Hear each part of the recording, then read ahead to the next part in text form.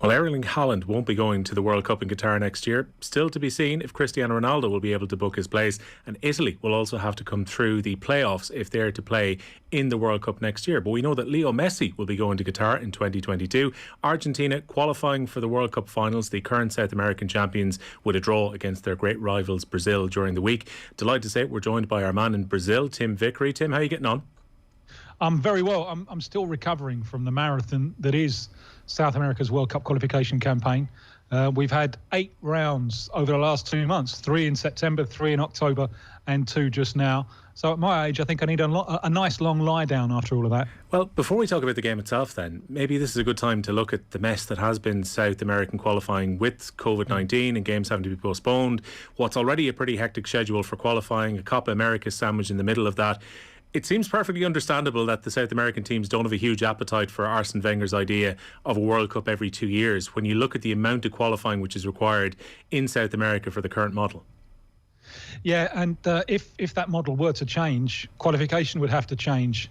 And that's the reason why South America is dead set against this idea of a World Cup every 2 years. In fact, South America has said that it will not participate.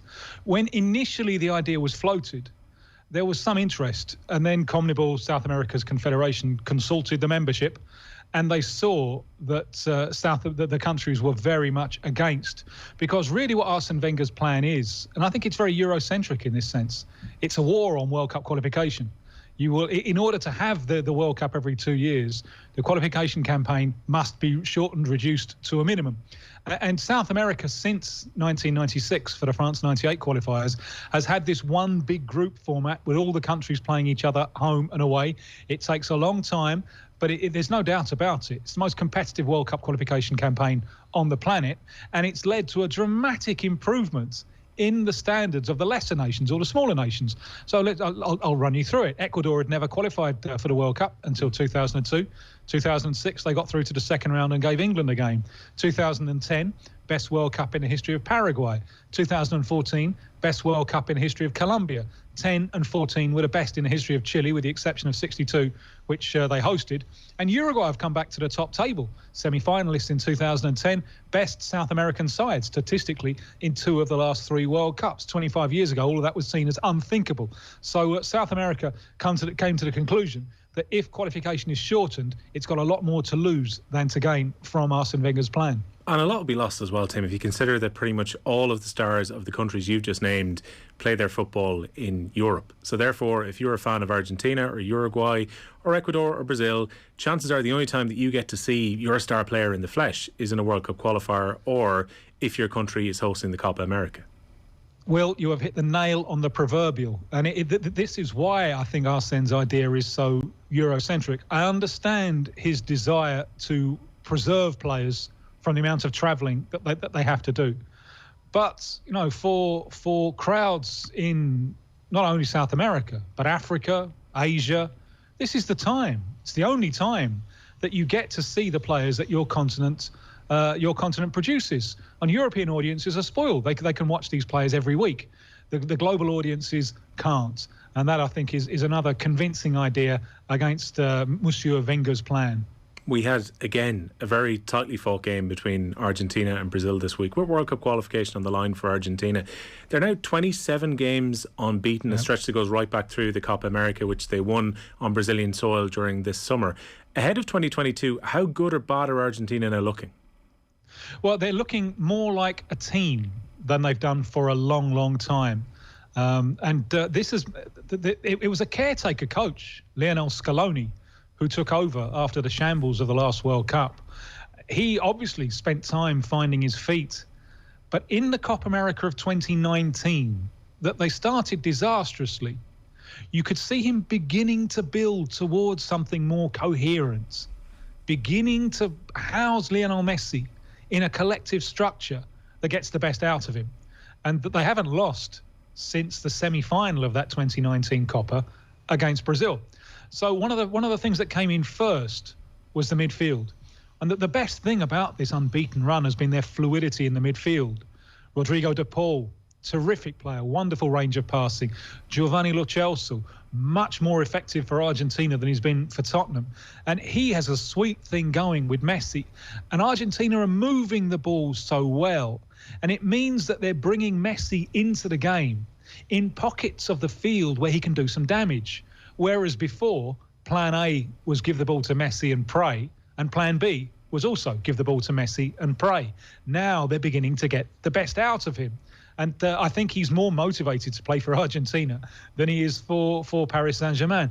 But the key part of the jigsaw since June has been the emergence of a goalkeeper and a centre-back, because defence has been a weak part of the Argentina team for a while. It's been a long time since they produced a top-class goalkeeper. Emiliano Martinez of Aston Villa made his debut in June. Christian Romero made his debut in June. And Martinez is quite clearly the best keeper they've had in a long time. And Romero looks like the best centre-back they've had in a long time. And so they're not conceding. Since the Copa America, and they came out of the Copa America full of confidence, since the Copa America, in the 7 rounds of World Cup qualification that they've played, they've conceded 1 goal.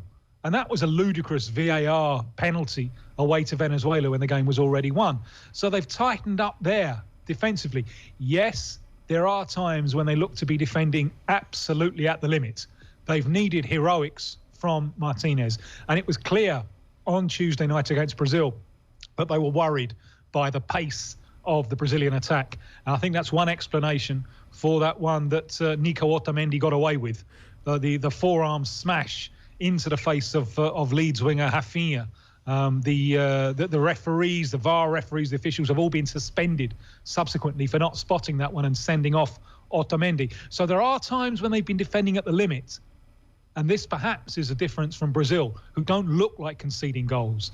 But even at the limit, Argentina are keeping their opponents at bay, keeping clean sheets. And as a team, it's been a long, long time since they've been this coherent and this confident. Is Otamendi hated in Brazil, Tim, given in the Copa America this year his cynical fouling and then that elbow on Raphinha during the week as well? He seems to be a guy who, let's just say, plays on the line when he plays against Brazil. Yes, well, he played here for a while, so that there'll be some who have happy memories of him. But I think the story of Otamendi, I remember him coming through the ranks. 2008, you thought that he might be the solution. And I think we saw when he stepped into the highest level. I well remember the game at home to Brazil in 2009, when you could see he wasn't quite as good as maybe he'd been led to expect. And I think he's tried to compensate with some strong arm stuff.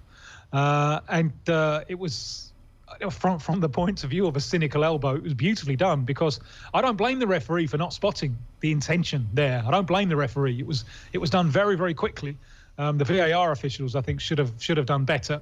But that is an area of the team where I still think Argentina need to improve. Romero has come in once as the right-sided centre-back. There are 1 or 2 that maybe they could have a look at for the left-sided centre-back, especially Facundo Medina, who looks like a strong player, could be bound for the Premier League. So there is still room for improvement in that position with the Argentina team. And yes, certainly after Tuesday night's game, Otamendi has become a symbol in Brazil of strong arm tactics from Argentina. Within the Premier League this year, there's been plenty of criticism, Roy Keane particularly, of Fred playing for Manchester United and some of his pretty indifferent performances that he's had so far this year. But he was man of the match, high energy for Brazil against Argentina. How is Fred viewed back home compared to maybe some Manchester United fans who get frustrated with his play? Well, he's not a glamour player, and partly because he didn't play for one of the big clubs in Rio or Sao Paulo. He played for Internacional in the south of Brazil, so that robs him a little bit of a constituency. And then he was in Eastern Europe before the move to Manchester United, so he's not a glamour player. And there are discussions in Brazil. Can't we get anyone better to fill this position? But his performances this month and last month as well, when they beat Uruguay 4-1, he was excellent. I think they mean that now it's hard to imagine him being replaced in the short term. He's never going to be a glamorous player. He's in the team, and when he was called up not long ago, Brazil, the coaching staff, they made a point of pointing to his stats, especially the distance that he covers during games and the distance that he covers at pace. And he's playing alongside, usually it's Casemiro. On Tuesday, with Casemiro suspended, it was Fabinho of Liverpool. Now, these aren't the most mobile of players. And the formation that Brazil are using, and they used on Tuesday, they played 2 wingers, plus an out-and-out centre-forward and Lucas Paquetá just off him. So there was a lot of ground to cover. And Fred really showed terrific dynamism to cover that ground, to stop Messi getting the ball in interesting areas of space. And there is some dynamism with the ball as well, because he'll keep things simple, lay it off first time, and he nearly scored with his right foot against Argentina. As I say, I think he made a goal, made the vital first goal for Brazil against Uruguay last month. So I think we're seeing enough of him in a Brazil shirt to conclude that he is not Manchester United's problem. He may not be the solution, but Manchester United's problems are far bigger than one midfielder, and maybe he's being scapegoated for problems in the overall running of the club. Well, football here and Off the Ball is with thanks to Sky. You can watch Liverpool and Arsenal go head-to-head Saturday Night Football, which is live only on Sky Sports. Dani Alves might be a player still going to Qatar, Tim, with this Brazil team. I was watching his press conference yesterday. Returns to Barcelona, 5 years after leaving the club. Says he was so determined to get back at some point, despite his jaunt around Europe and then briefly going back to Brazil. He's 38 years of age. He played that down multiple times in his press conference when he had some of the best glasses I've ever seen during that press conference too. But he seems determined. He's in good physical fitness. He thinks, even though he can't play till January, if he has a good 5 months with Barcelona, he thinks he could still go to the World Cup with Brazil. No doubt about it. And he was the first choice right back until he started picking up some injury problems. And when they won that Copa America in 2019, he was chosen as the player of the tournament. And he recently won the Olympic gold medal. So he's still very, very much in the fold. This has quite a lot to do with the way that Brazil are now playing. With open wingers, especially on the right. Raphinha of Leeds has come in recently, and he's already made that position his own. So what they don't need is the fullback as an auxiliary winger, bombing up and down the field, a role that at the age of 38, Dani Alves simply couldn't do now at this stage in his career. The line that I've heard the coach, Chichi, use is he wants more Manchester City fullbacks than Liverpool fullbacks. So what he's looking for from his right back, and it's not Brazil's strongest position. The first choice at the moment is Danilo, once of Man City, now at Juventus. Second choice is Emerson Royal of Tottenham, who is still raw, especially defensively. He's much more of that auxiliary winger type figure. So what Brazil are looking for from the right back is someone who can construct from deep and also fill in to midfield to make the extra man, to stop Fred and Casemiro or Fred and Fabinho from being outnumbered. So it's a less physically taxing role. And it's the one hole in the career of Dani Alves. He's won all of those trophies, but the World Cup has been cruel to him. So the thing that is still keeping him going is the dream of playing in the World Cup this time next year and rounding off his career there. And I think it's an achievable dream. You mentioned Raphinha, who plays just ahead of him, and has been a star turn for Leeds over the last season and a bit. He's been linked, understandably, with a lot of the top teams in England, potentially moving from Leeds to Liverpool have been linked with him, and plenty of the other top European teams. It's probably going to take quite a chunk of change to allow him to leave Elland Road. But it's perfectly understandable why teams are looking at him. He's a remarkably good player. Well, when he made his Brazil debut off the bench last month, away to Venezuela, and I tell you, when he came on, the vast majority of Brazil's football public didn't really know who he was. He didn't really play here. He made his career abroad. Leeds, not one of the Premier League giants who are followed so assiduously. And Brazil at the time were losing to Venezuela. And they trailed in that game for over an hour. He won that game. It was a remarkable display. And first with his set pieces, and then with his ball skills and his pace and his good decision making. He won that game. His first start was Brazil's best performance for years, when they beat Uruguay 4-1 and instantly clicked with Neymar. So in the course of just a few days, he went from being a virtual unknown to Brazil's football public to becoming a new national hero. And the coach, Chichi, was playing it down a little bit, saying, no, he's a young player. He's not going to play at this level all the time. He's going to oscillate a little bit. But this is a new national hero for the country, and hugely exciting what he's been doing for the national team. Is anyone surprised about Philippe Coutinho's complete fall from grace? Like, he made the trip, I think it's 4,000 kilometres in air miles he picked up, didn't get off the bench in the first 2 games of this window for Brazil. He, even at club level, despite Barcelona's issues, he's fallen totally out of favour. Like, this is a player who left for a huge fee only just a few years ago to leave from Liverpool, where he was so instrumental, that Philippe Coutinho has really, really dropped off the radar now. Yeah, it was a bad move to Barcelona. Although, if you're a Brazilian creative attacking player, how can you say no when Barcelona come knocking? But it was a terrible move. It's to me, it's indicative of the incompetence of the club and the shambles that they've got themselves into. Because the original idea was that he was going to be an Iniesta replacement, and he's not a midfielder. He's a player for the final third of the field. So that was never going to work. And then, if you remember, they tried to play him in the front three, which is his more natural position. But they had Messi and Suarez both aging, and they needed a flyer. They needed someone who wanted the ball ahead of them to stretch the defence and open up space. Philippe Coutinho is yet another player who wants the ball to his feet. So Barcelona paid a fortune for a player that they didn't need and couldn't really use. Now, if you look at Coutinho's career, in a way, Liverpool is an exception. I think he's quite a shy young man. And you can see that a number of times in his career when he's taken a step up, it's been difficult for him. He didn't do well for Brazil at under 17 level. Under 20 level, he was a bit part player.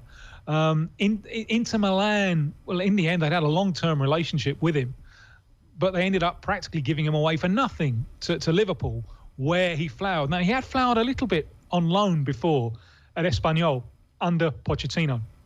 And I think this is interesting. I think as perhaps a quite quiet, introverted figure, the Pochettino full-on love approach was exactly what he needed. And I think he got the same tender loving care at Liverpool. Barcelona, which is a bigger thing altogether, and walking into that dressing room, I think was very hard for him. And I think the reason that he was called up by Brazil now, it was a surprise call-up.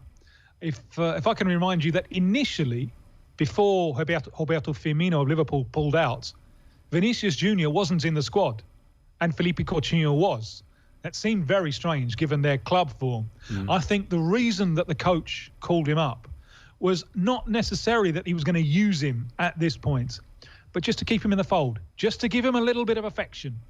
And he's lost his international place to Lucas Paquetá of Lyon, who's in terrific form and has a sweet thing going with Neymar. So he's gonna really have to work to get back in the squad, to get back in the team. But the coach has a lot of time for him and a lot of affection for him. I think the coach thinks that with a little bit of affection, he can help Philippe Coutinho along the way. And I wonder if he could turn the clock back if Coutinho would say no to Barcelona.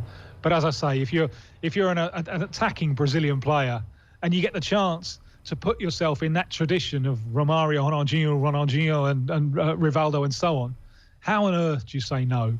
So Coutinho maybe now wishes that he had said no, but too late to turn the clock back on that one. And Tim, I don't intend to end this on a down note, but Sergio Aguero, since we would have chatted to you last, a decision has to be made on his footballing future really in the new year. I think he's saying around February or March he's likely to get more information from specialists, but after the cardiac incident that he had playing for Barcelona last month, it seems at this stage there's a very real decision to be made as to whether Sergio Aguero will play professional football again.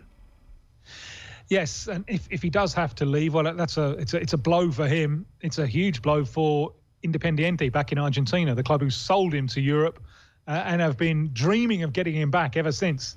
And that was the plan for the end of this European contract, for him to move back and play for Independiente. And they more or less rebuilt their stadium on the proceeds of his sale. And they were ready to roll out the red carpet to welcome him back to play in the stadium that he helped to build.